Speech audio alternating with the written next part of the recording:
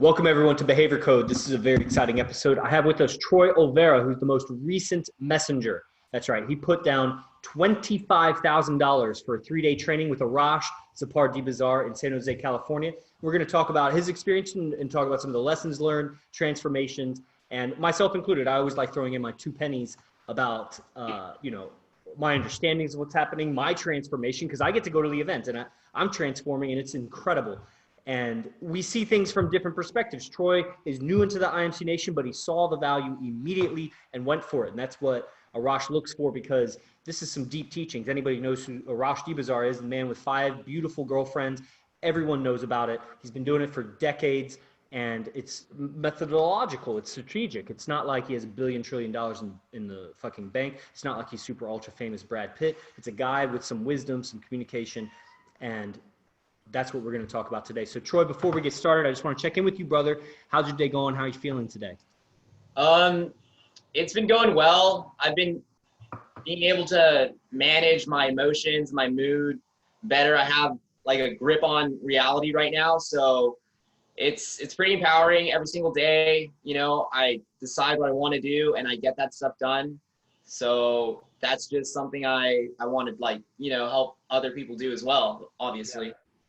Definitely. So how do you see yourself helping other people do that?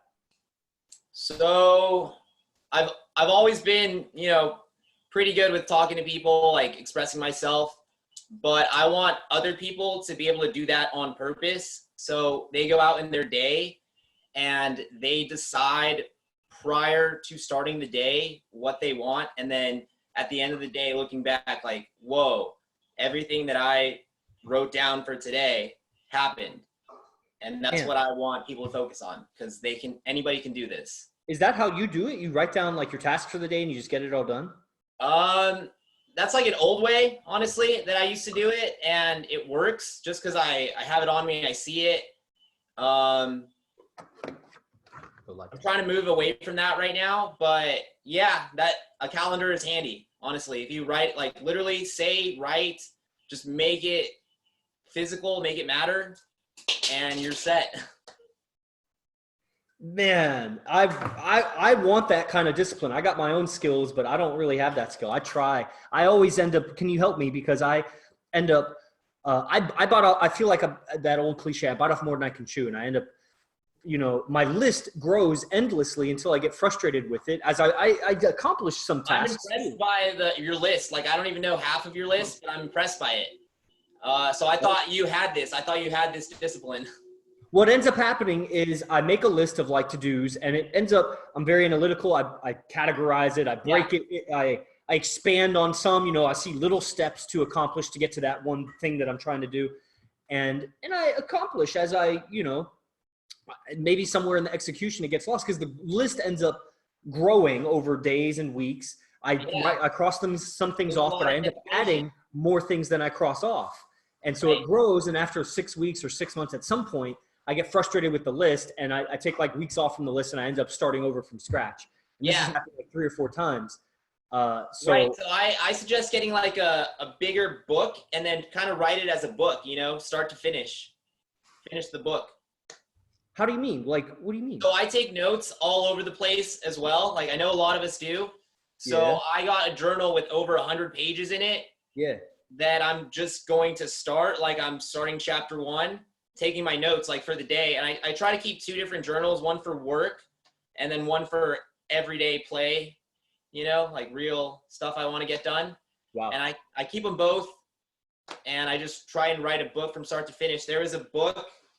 What do you mean write a book from start to finish? Like notes, just notes, my notes for the day, my thoughts, my words that I thought were impactful for me that day. I put it all together.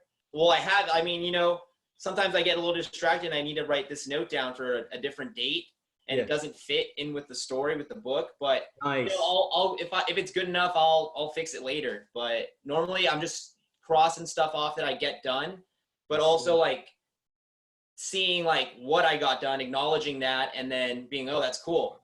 I did it. Wow. Yeah. Man, I feel like you definitely clarified things. It's like when I'm writing my to-dos, maybe it sounds like kind of give a chronologic order to it or some storyline to it so it makes sense why I'm doing it in that order. Is that how you're saying dude, it? I like this might be taken a little too far, but if it makes easier, simpler sense to the universe, it might happen simpler. Like, Man, that makes sense. okay, cool. That makes a lot of sense. Well, brother, so this is Behavior Code Podcast, the IDSC. I was originally going to call it Messengers because that's what the program was. The program was originally Tabiat, which meant nature in Persian or Farsi. And then it became Messengers, which was like to become the superhero, the messenger of your life, the messenger of your purpose. Spread the message, get the message heard, get it across, get it understood. What is the message that you're here to, that was the kind of the idea of the Messengers. And it was just a program that transformed into what was called the Messengers. But I didn't think that would rank highly on search query, like people would look for messengers. So I was looking, what came to mind was this idea of the code of behavior, particularly genetic behavior. Why I thought that was because the original precept of the Tabiat program was this basic code right here. I'll tell it to you right now. I'm going to give it to you. This was number 1 on Tabiat, the first one. There were 5 Tabiats in the first one. And this was, as a man, you are to be dangerous to your environment, but the woman that's with you should not feel like she's in danger around you. She should perceive that the environment feels like you're a dangerous man, but she herself is not threatened by you.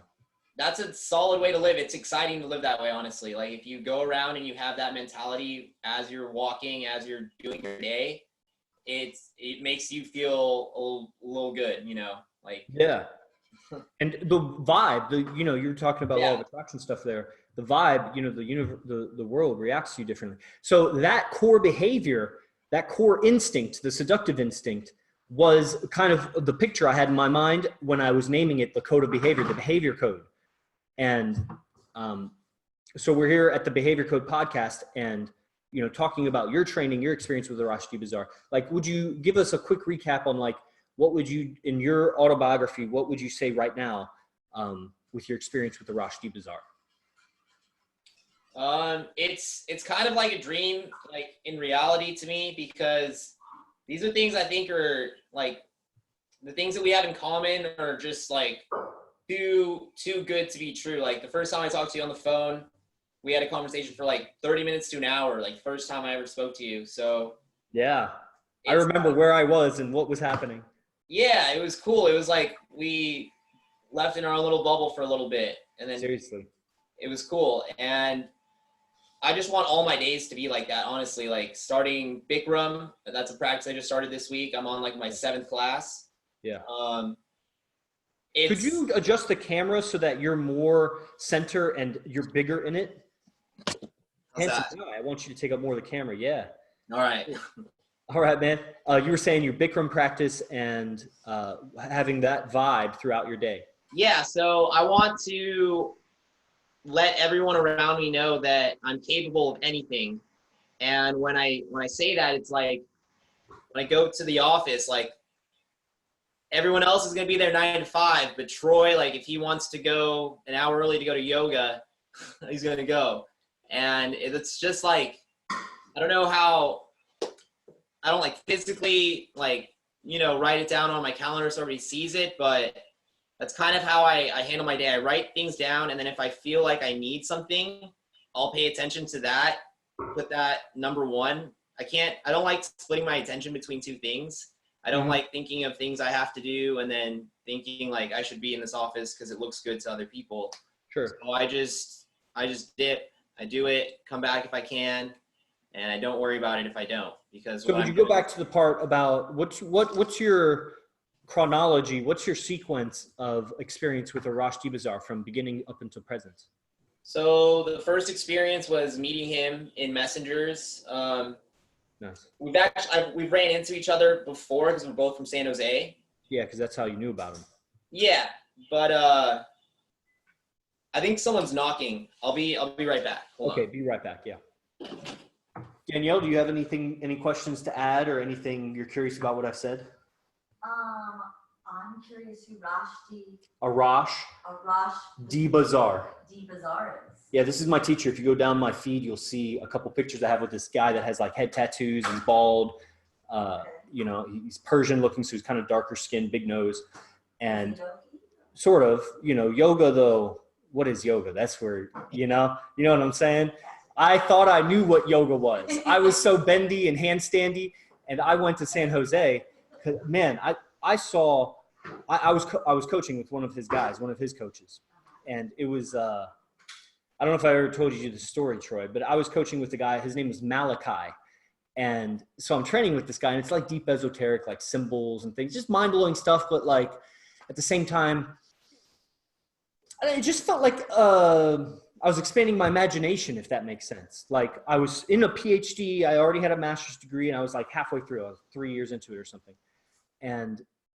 But then I felt like I was creating something totally new, because PhD was getting very funneled, very tunneled, you know, very narrow.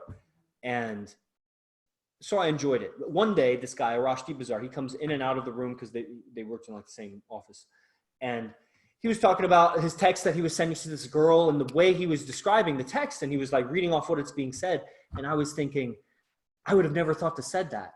Like it was so out of my matrix, but I was intelligent enough to like recognize that like, there's nothing super special about what he's saying. It's just all words I know. Like I probably even said that at some point in my life. It was just the timing and how it matched up with what she was saying. And I felt the energy of it. And then he pointed out the energy of it, like, and feel the energy of that, like, and I was like, yeah, I already did. Like the language somehow was tapping something. And I already knew who the guy was. I've been watching like YouTube videos, but I was training with one of his coaches named Malachi. So he comes in and he sells me on a one-on-one session. I paid an exorbitant amount of money. It was not as much as Troy paid, but at the time I never paid one-on-one like something like that. I got to fly to San Jose from Gainesville, and all said together, I probably paid like $4.5K, you know, for a one-on-one. Yeah, on my birthday, mind you. And to this day, I will say that it is the only birthday I remember what I did. 29th birthday. And so we go out there. Long story short, I mean, I describe this all in other things, and this is about Troy. Just a spiritual experience. Oh, I was talking about yoga because I thought I knew what yoga was. When I did my one-on-one with him, there were some things that happened in communication and with me and in his communication with the environment, like we'd go out to eat or whatever. And I saw all the things that like I had read about as in terms of focus, nonviolence,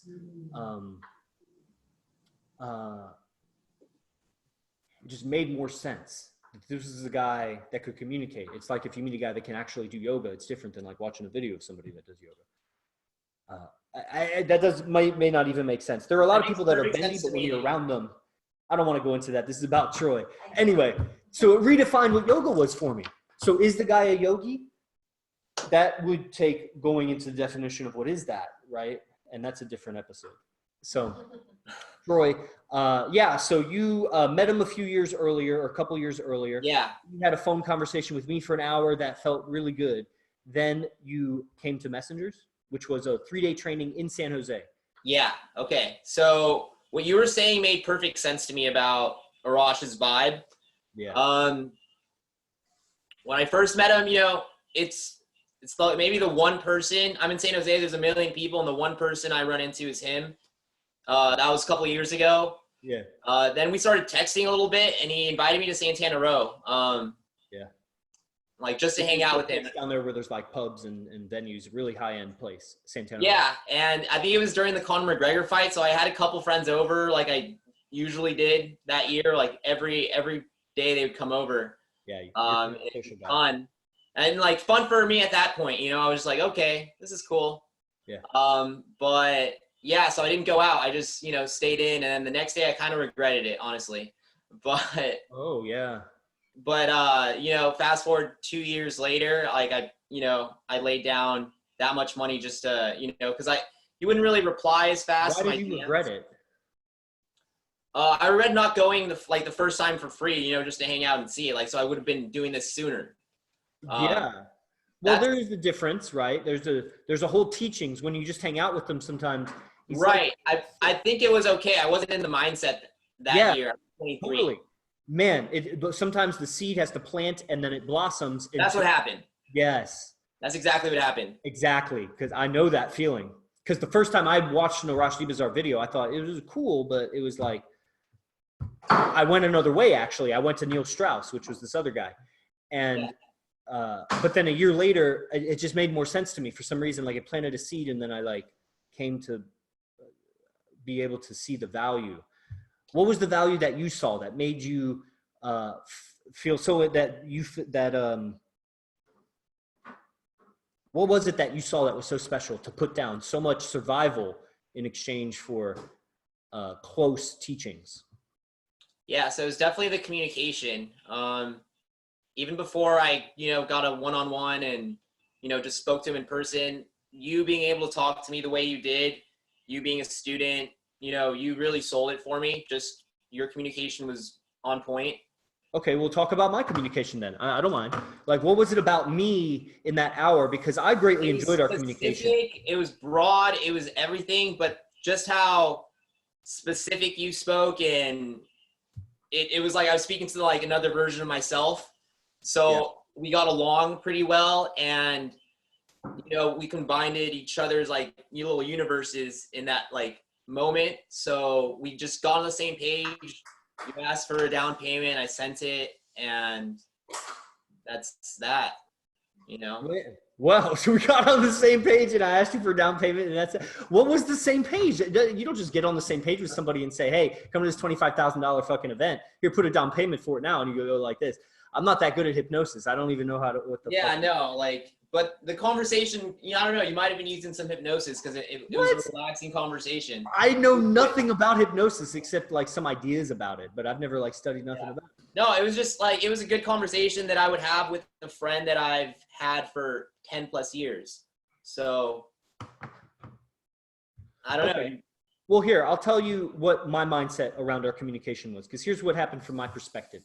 I get a message from Arash that's a three-way message that says, here, this guy's interested in messengers, talk with him about it. And something like that. It's like an Instagram chat. So we connect. We finally get on the phone. I remember I met Brian Casellas, who's this other messenger. He lives in Los Angeles, successful real estate guy. And we've had him on Behavior Code before. I think he's the first episode. And he's one of the guys that outranks me in this. He's been in it like 8 to 12 months longer than me. And he was already somebody when I came in. And so I'm there. I'm in the upper room. I just broke up with my girlfriend. And I'm going through whatever. And then also my phone crashed. So I lost everything and I was trying to like recover things like contact, everything I was lost. So I'm going through that. And then I'm talking with Troy. We get on, we connect. You call me, I call you something. We're talking on the phone. You give me a recap of some of the dramatic,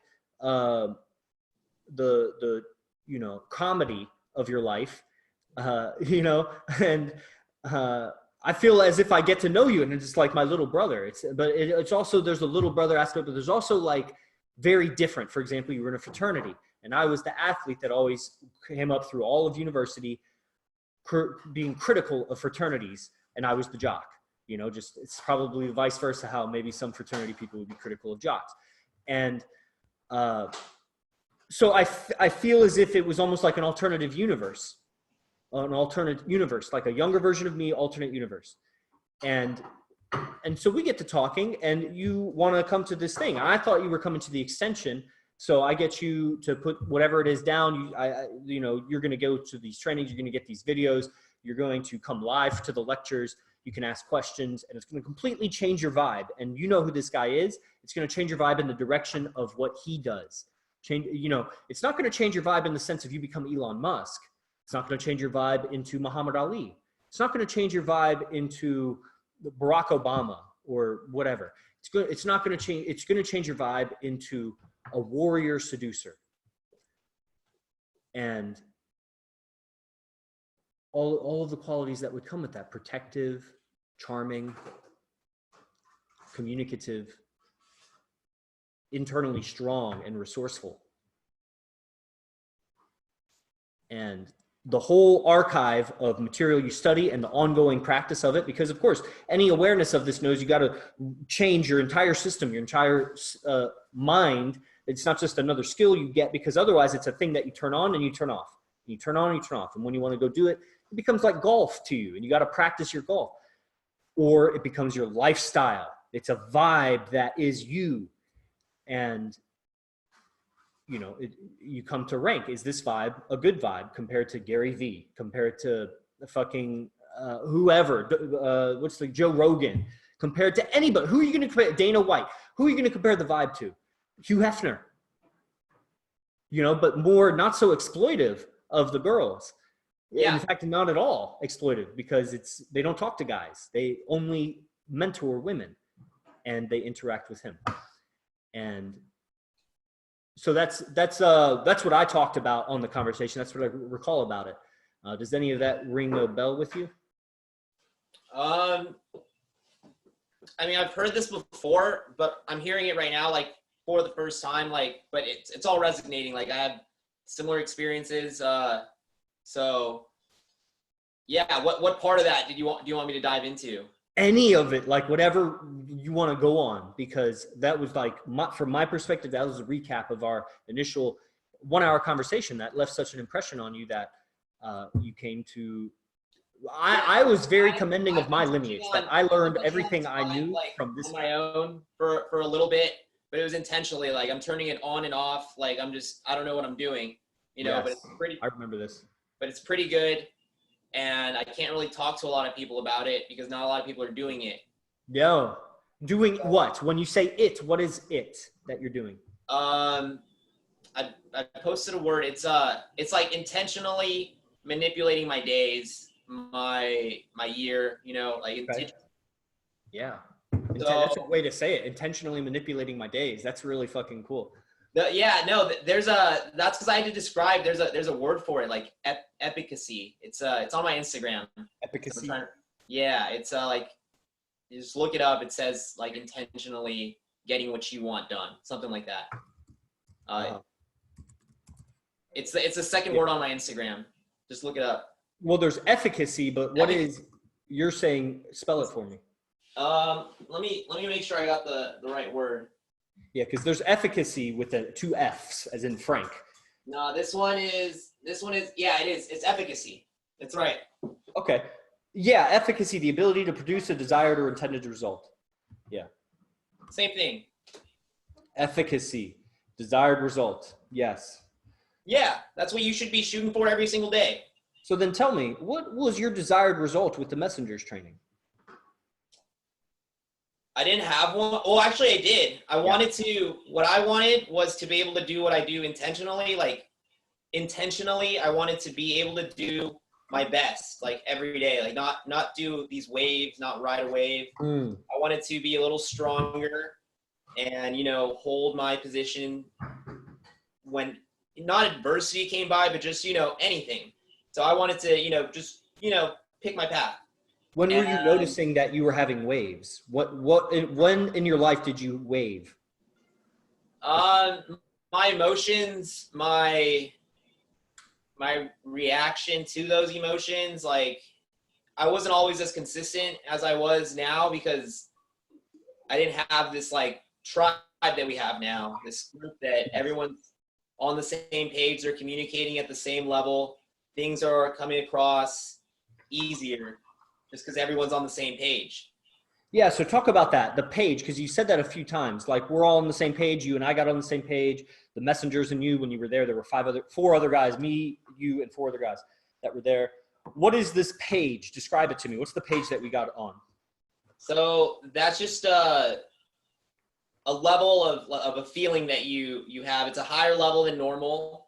It elevated very fast, and once you get there, you just want to stay or rise up, like okay, that's the feeling I kind of got. Like it was fun. That was a really fun weekend. Hell yeah. So that's kind of what the page is. The page is the vibe that we're floating on, and carrying that throughout different days. What was so fun about the weekend for you? This was 3 days, so Friday, Saturday, Sunday. We had our Airbnb, a big apartment. It was really nice that you, me, the other 4 guys, we were all in this apartment. in San Jose, near San Jose. I don't remember, Campbell or something, some town. San Jose, yeah. And then, so Thursday night, but then it really started Friday, then Saturday, then Sunday. What was so fun about the weekend for you? So, the first day, I didn't really have an expectation. I didn't have an expectation for you guys for what the group was going to be about. I know what I wanted to get out of that weekend was, kind of like a higher way of holding myself accountable.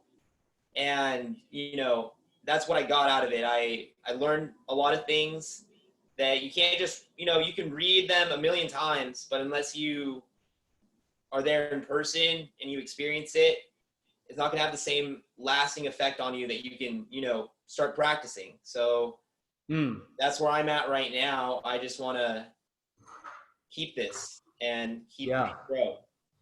Yeah. So when you say keep this and grow, what is this? Because I love you describing it. It is the thing. It's the vibe. It's the beingness. Just go into this quality, because describing it, the event was called Abracadabra. It's where Abracadabra means you create what you speak. Yeah. And so speak about what this is.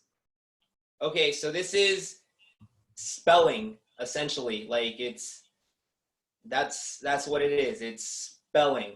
However that sounds to you, it's correct. Yeah. Okay. Yeah, way to say it. Right. So, dude, you can make the most out of your life if you know how to spell. If you pick your words intentionally, you do your homework, you go to school, you get in the field, and you excel, like that's what you're supposed to do. So just do it. Because it feels great. So this is a man, Troy here, this is a man who's aware of some of his power, at least. That's coming from wisdom. Everything you said is powerful. It made me feel so good. I felt so good listening to the power of spelling, and in your words, that was super cool. So, okay, so it sounds like you came to this 3-day weekend and all of the ancillary training that comes with it. The weekly meetup. Video conferences. That's what I love about it. Okay. Yeah, tell me more about that. You mentioned my fraternity earlier. That's something that, I don't wear the letters. I don't, like some people mention that to me and stuff. And I kind of figured what that meant to me. I love it so much that I don't have to like show it just because I feel like that's a given. Like I love it so much, but now I'm learning like, if it's something I love, I should probably talk about it more, Yeah. So kind of get it as well. So man, that's the truth. I see that I see that even in my own relationships with some people, especially girls. And there are some girls that seem to express love by like talking to you less. It's like what is going on here? Right. What? The person that they fall in love with is the person that they hug the least. In their circle, given that they're in their circle and they get hugged sometimes, but it's like everybody else gets hugged more. And but they may be genuinely experiencing love, and they're just the behavior around that feeling, which is an ancient feeling to them. It's old, it's early. So finding new expression for the same old emotions can totally change a person's matrix. You have different expression. You still experience all the human emotions, but you change your communication and you change how people respond. And then you change how you respond to how they respond, and so on. And it's a butterfly effect that your whole universe changes when you change how you communicate. And, the vibe, like you were talking about waves. Yeah.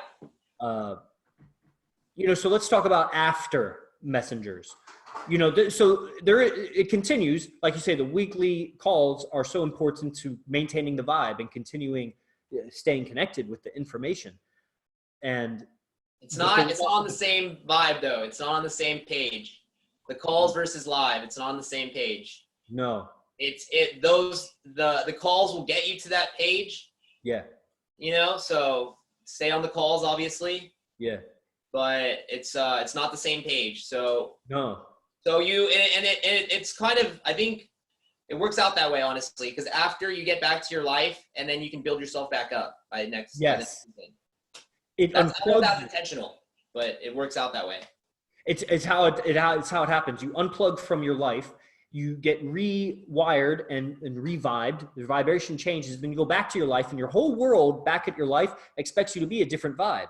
They're used to you being a different vibe. You have left for just 3 days. It's not a long enough time for most people to think he's going to change. You come back, you're totally different, totally more solid, certain, and clarified.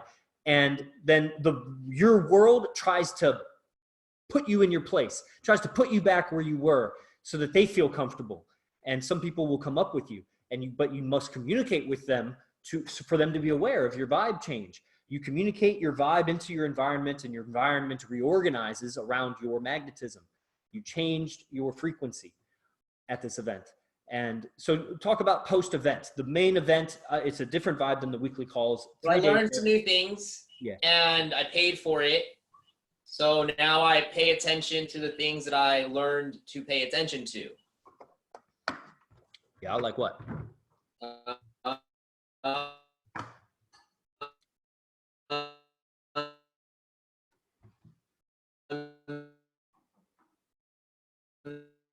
I don't know if it's me. You're kind of cutting out. I mean, you're definitely cutting out to me, but I don't know. It's what I want throughout the day. You know, if I Troy, just one moment, because want just a moment, Troy. It's kind of it's laggy, and I want to wait until your picture catches up to your sound. Yeah, robot noises, Dilrod. Yeah, I know definitely because I'm hearing it. I don't know if it's my connection or his. I think I have solid connection. right? There, now you're back. Cool. Okay. Okay, so we missed all of that. So what were you saying? I wouldn't say anything because I knew you guys weren't getting it. So where did I leave off?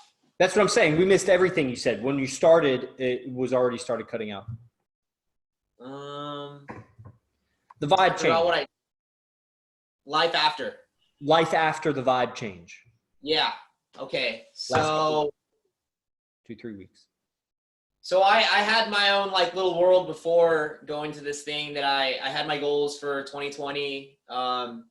You know, just like everybody. But then I went to this and I could see how I'm actually going to reach those goals now. So now I just write it out.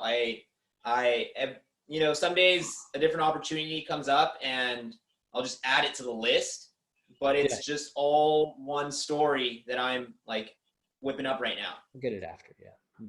I'll feed myself after. Yeah. I'll have you help me after because it's a story I'm writing. 2020 is a good. So has that changed? Is that a new habit since the messengers, or what's changed since the 3-day? What changed? What did you notice? Anything different afterwards? Was there anything different when you re-entered your life? Yeah, I stayed with the mentality that I got from that weekend. I didn't let someone tell me what to do or anything like that. Like I just stayed. I dipped a couple times, like, you know, to average. Yeah. You know, but I always kept that mentality as my number one identity. That you did what you wanted and not what other people told you. Yeah, exactly. And it's working out, so I think it'll work out. That's a really heavy. That sounds like a really strong change to go through. Like 3 days before you were doing what people told you to do. Afterwards, you don't do what people tell you to do. I told my best friends about it, and they're just like, "Dude, that's a lot of money, guy. Like, what the fuck? Like, yeah. What's different? Like, they asked me that before the weekend. They asked me like I don't know. They're just like, dude, that's a lot of money for a weekend. Yeah. But I know I told you, you asked me this, like what's different?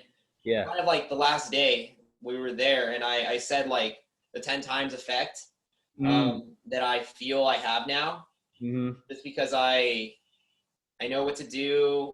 Man, it really sounds like like a certainty and a self-reliance. And you have to hold that certainty, not about exactly how it's going to happen, right? Because you want to be in alignment with everyone else as well around you. You're helping your environment, but you're still, the main person in the environment. You're the main character, what people like to say. Wow. So yeah, just Bro, you really, you know what's so interesting? You really have the information. To my awareness, you're saying exactly what he says, and then the vibe and the expression of it, you're calibrating it. And so this because wasn't an your accident, information's on dude. point. Like, you know me, like I love what Arash talks about. I love what the people around him talk about. So Yeah. I'm in the right, you know, room. Yeah. Hell yeah. Yeah. And Cool. That's and great. And definitely, I feel like getting you're in the other right room people because you're to, saying, you know, realize that they should be in the same room. fuck, dude.